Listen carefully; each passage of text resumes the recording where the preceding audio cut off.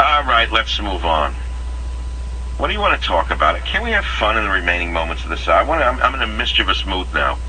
I am suffering from allergies like I've never suffered in my life. I thought that this season would be the end of me.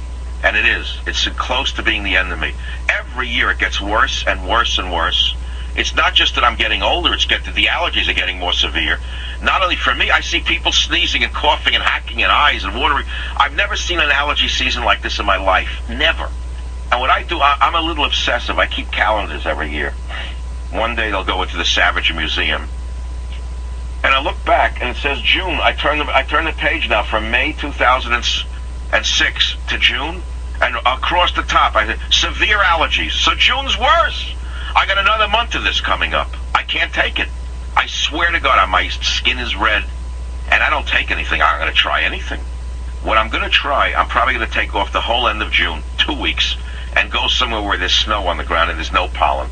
Because the allergies end for me July 1st out here in the Bay Area. I'm just going to skip the last 2 weeks. I can't take it. What if I just go where there's snow? Pope used to go skiing somewhere in northern Italy in August. Maybe that's where I should look into. Where should I go in America? Where is there snow in late June where I can go and get away from all of this? No pollen whatsoever, not even a pine pollen I don't want to see. I don't want to smell a pollen granule. There must be somewhere I can go to. I don't want to live this way. This is horrible. What are allergies? I know what allergies are. He's a trained biomedical scientist, but why do some people have them so severely and others aren't even affected at all? My pet theory about allergies, that is purely amateurish, is that I don't belong in this environment. That's number one. I'm not adapted to this environment. Genetically, I'm not adapted to it, and I should be in a different kind of environment. And I'm drawn to the sea, that I know. I feel best on the boat and feel best when I go out through the gate to the ocean. The minute I come back through the Golden Gate and I pick up any grass pollen blowing in, even through the straits, I start to feel a little allergic.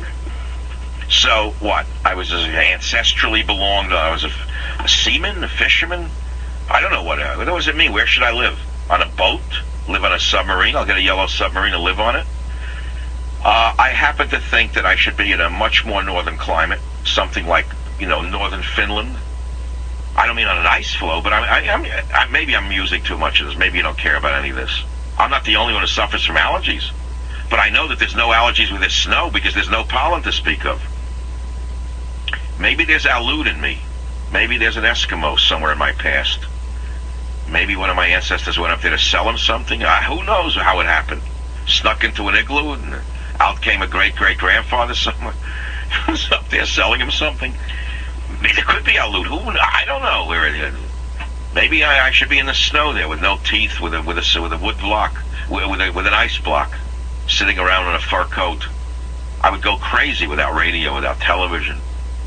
But then I wouldn't have to pay attention to the design of vaginas. I wouldn't worry about illegal immigrants because they wouldn't want to go to up there. They wouldn't want to go. There's no illegal aliens on the ice floes. That's one thing you got to say for it. Maybe there's something to say. Is in northern Finland good? Somewhere near the Northern Pole, the North Pole. Me and maybe I could become Santa Claus. Joyce in Colorado, welcome to the Savage Nation. Hello, Michael. This is Joyce, originally from Hawaii. Lived in Massachusetts for over 30 years, had severe allergies like you are having now. And yes. Let me tell you, I'm in Colorado Springs right now, visiting with my daughter. No allergies whatsoever. There's no... Okay, but let me ask you, how long have you been there?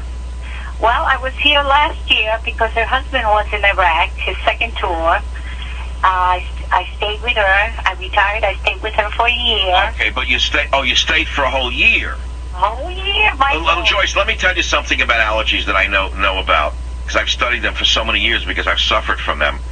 When you move to a new environment, you're usually allergy-free for 2 years, 2 to 3 years, because your body has not started to react to the allergens that provoke the allergic reaction. And then after a few years, your body builds up reactions to the antigens. And what you do is you start reacting after a year or two, and then there you go again. So maybe the answer is to move around a bit. I don't know, but I thank you for the kind regards, sweetheart. Thank you very much. At least we're off to designer vaginas. And we're off radical Islam, we're off radical Kennedy and radical Bush and radical immigrants. I mean, God, how much can you take? You know? So what do you want to talk about? Allergies? I know I'm going to get allergy calls now.